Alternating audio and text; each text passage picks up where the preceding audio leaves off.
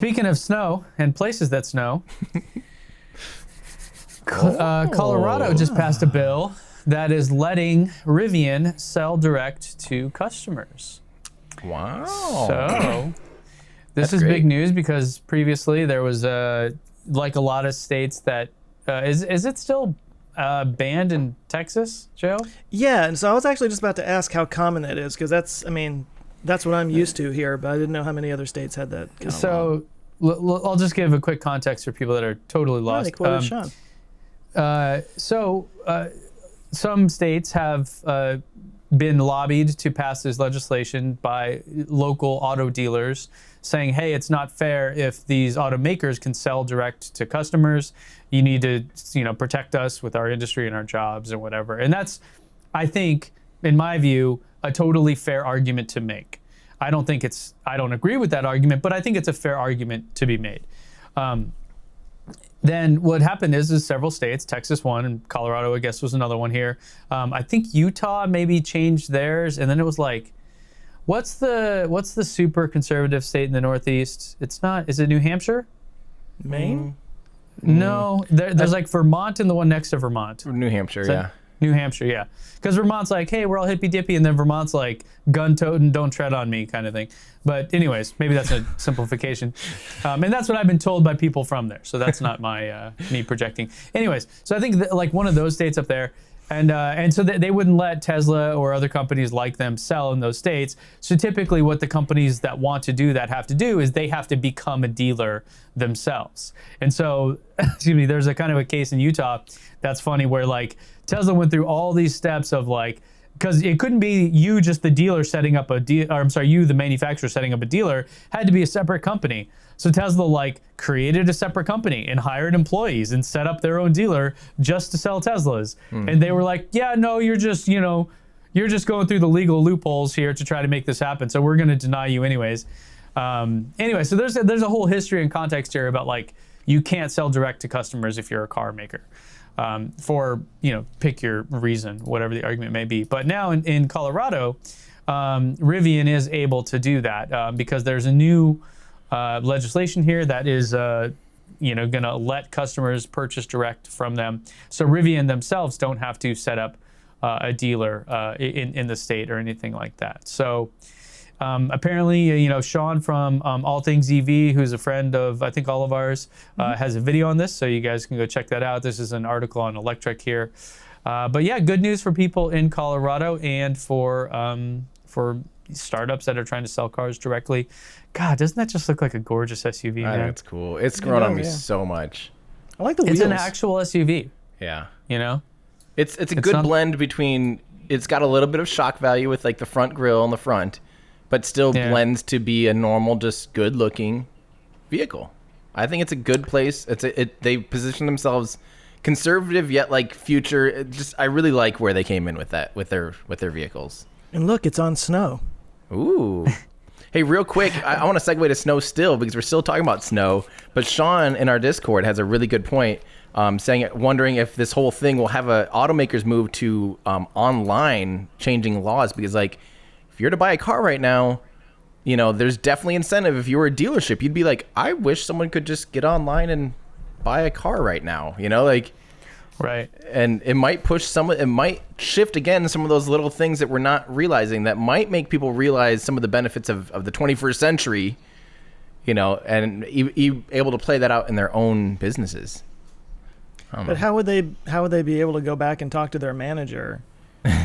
To get you a deal. Hold on. Yeah. Let me see if I can get that weather stripping for you. Let me go talk to my manager. I pulled some strings, $10 off. You're welcome.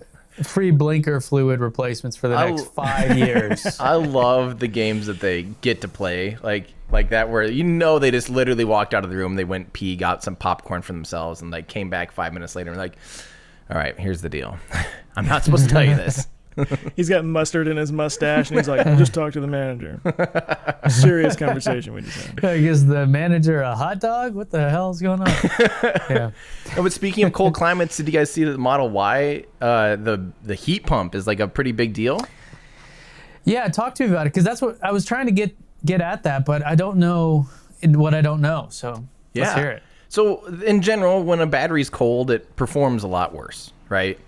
And the way Teslas have produced heat for the battery packs to get them at a reasonable operating temperature in colder climates is to draw heat from the motors. But apparently, I don't know why that's not that efficient, but apparently it's not very efficient. I don't know if it adds resistance. I don't know if it just doesn't produce enough heat. But apparently Tesla built in the Model Y a standalone heat pump. That's basically the opposite of like a condenser, for your air conditioner. And it's just literally a heat pump that heats up the battery packs and gets them up to an operating temperature. And supposedly it's supposed to be a really nice upgrade to create better longevity and better range and stuff in colder climates. And it's substantial sometimes. I mean, you can take a good 30%, maybe even 35, 40% hit when it's really cold. If it's below freezing, your EV traditionally will do very poorly. And seeing that the Model Y, as this stuff is mass adopted, you got to consider that still a large number of people live where it will go below freezing. And they still need to get to work. They still need to do their commutes. They still need to travel. And if you can reduce that, from 30% hit down to even 20, if you get it so it's only a 20% reduction in really bad conditions, that'd be a huge leap. So I'm curious to see what the actual effect is. But it's funny because they put so much effort into cooling the battery. Mm-hmm.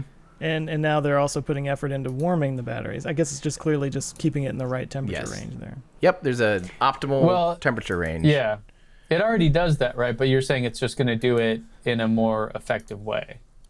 Right. Yep. Yeah. I'll have to look because we've got, so it's cold in places in the country still, right? Is it? Yeah, I would love to see, you should do a write-up on that with all your data from Tesla and stuff and get a sense of, especially as Model Ys start coming online, see if we can see any differences when it's cold temperatures, see if there's a strong correlation and see how big of a difference it actually makes. Well, that's what I'm saying. We've got a few Model Ys in the fleet already. I wonder if I can just pull that out right now and see. Yeah, we've got Model Ys there. We don't have a lot, I don't think. You're looking in TesLab? Yeah. We've got 615 events. Yeah, which, you know why it's named TesLab with a Z? Because that's how it's supposed to be pronounced. Because I'm penicillin and I do whatever Elon says. Elon say Tesla, so TesLab. What has happened to this podcast? Wow. I don't know, but I like it.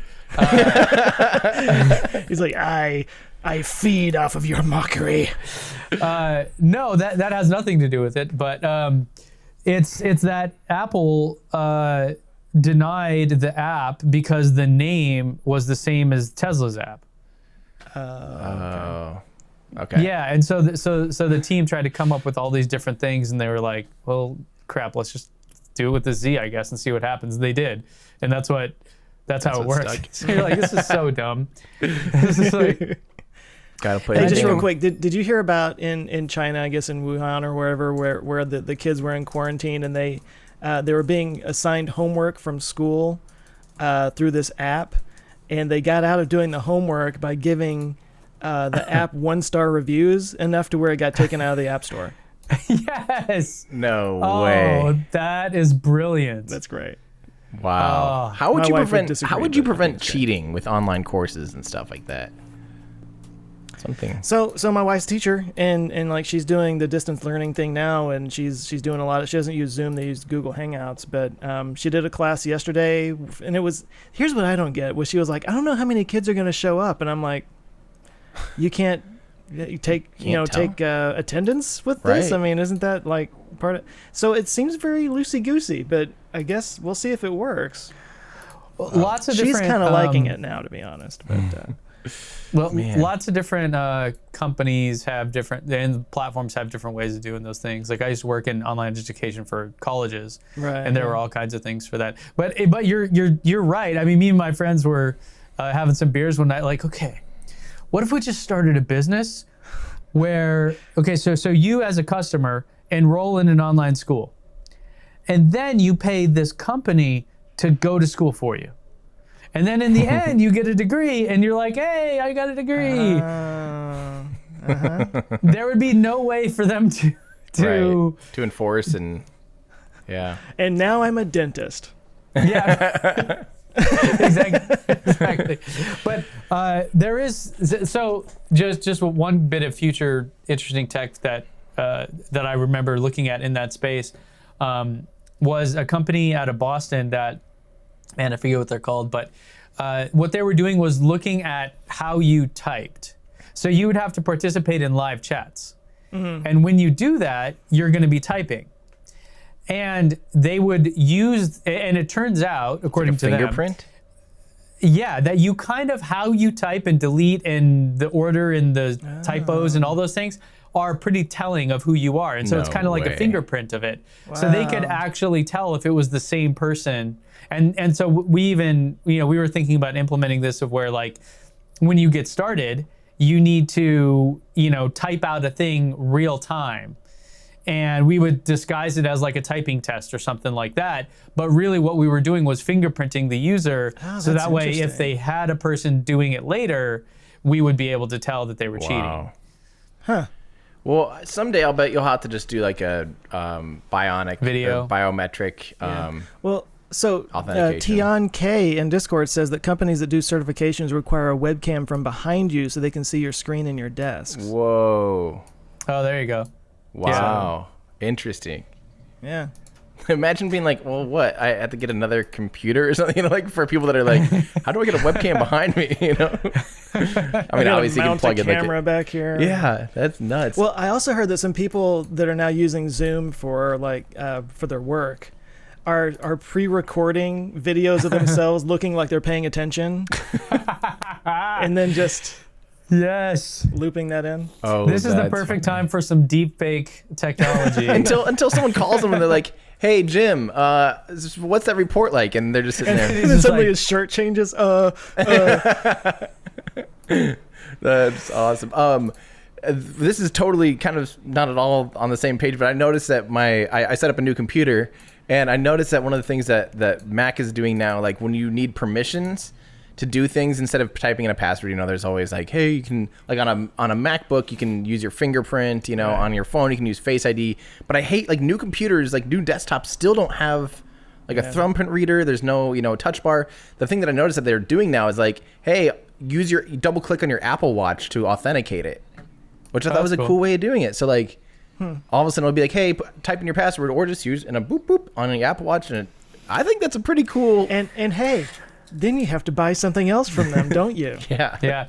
Well, Windows, I know, has that, it's not called Face ID, but it's Face ID thing, where like to log in on a lot of Windows computers, you just pop it open, Face ID, boom, you're in. Yeah. And, so I assume like mine, I use a fingerprint reader to log in on my computer, Yeah. Yeah. which has been around since like, Right. for like 15 years, but it's been sucked forever. And now it's like less suck, but it's still not great. Well, So I was just looking here. We've got, hold on, Model Y so far. oh yeah. We've got 25 vehicles, so it's a very small, Sample or size. 23 vehicles. 84.12% efficiency average. Guess what the watt hours per mile are average right now? Wait, what was the first part you said? So in Tesla, we have 23 Model Ys, Mm-hmm. and the average efficiency is 84.12%. So the way we calculate efficiency is if the battery said you went 100 miles, we measure how far you actually went on like the odometer. Right. And did you get 100 miles or what did you get? So if the Right. battery said you used 100 miles, now you went 84. Right. Essentially. But what is the average watt hours per mile, you think? I'll bet because they're new cars and everyone's out there flooring them constantly, I'll bet it's like 340. Keep going. Higher? 380? Getting closer. 400? 482. I mean, small sample size in the first like week of deliveries, so it's got to be Yeah, people just yeah. like, check out my new car. Let me see what that's Model insane. 3 is. Yeah. And a lot of them are probably the performance with the 21s. Oh, that's something They I wanted all to. are. Oh, Yeah. well, I'll bet that'll be pretty high in general anyway. Here's something I See- want. So I have Yeah. on order, which I probably won't take delivery on for a little bit here, just since like who knows what the world's gonna be like in a month. But I ordered the performance, but I don't want the 21-inch wheels because I really like efficiency. but I like there's 19-inch the induction wheels, which get really good gas mile or range. There's 20-inch induction wheels that are black that look awesome, and then Those are they called induction? there's still 21-inch induction, but they're not available for performance. The performance, you can either get the 19 gray ones or the 21-inch black, and I want the 20-inch induction. I'm going to see if you can do like off the menu. But okay, are you getting the performance package though, or just I don't the want the performance performance model? package. Don't give me that Okay. junk. Yeah. I want it to Yeah, go and- fast, but still road trip it, you know? Right. So why are you getting the performance model then? Just to go quicker? To go fast. Yeah. And so I have an immediate correction on the numbers I just gave you. Okay. I was looking at average watt hours per mile, which is always wacky because you're like a trip is like any driving trip. So you could drive like in for like at creep mode for 15 feet, and that's a trip. Okay.